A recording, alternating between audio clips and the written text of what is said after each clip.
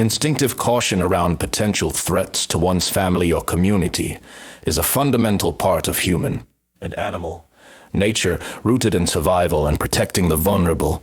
When that instinct is dismissed or reframed as bigotry, it can feel like a betrayal of basic wisdom in favor of ideological conformity.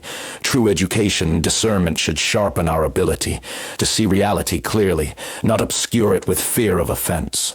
On the specific issue of UK grooming gangs, organized group-based child sexual exploitation, the evidence from official inquiries, reports, and convictions over the years paints a more nuanced but troubling picture than blanket claims on either side.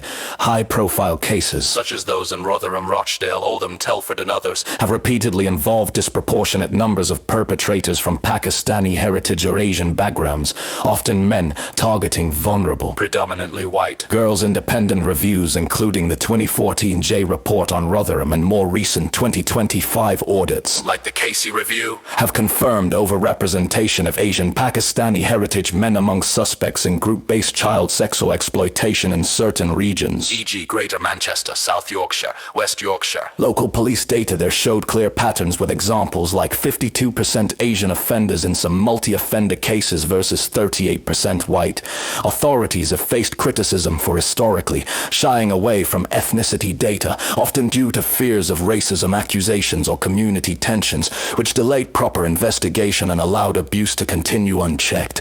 Recent government responses, as of 2025, have included mandatory ethnicity recording for suspects, new inquiries, and commitments to better data collection to address these gaps. However, broader national statistics on all child sexual abuse and exploitation, not just the specific grooming gang, models show that the vast majority of offenders overall are white, reflecting population demographics. Group-based on-street grooming represents a small fraction of total recorded child sexual abuse cases, and Asians appear underrepresented in overall CSA offender stats compared to their population share.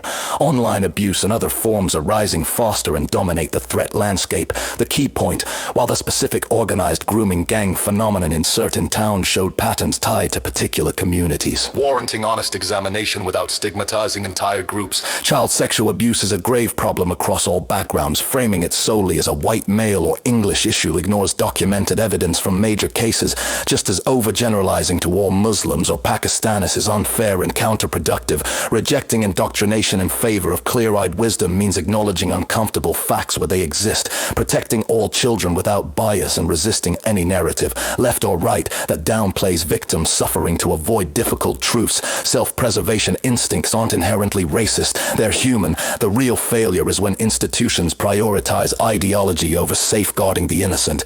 If you're open to it, gaining deeper insight comes from primary sources like official reports rather than polarized voices.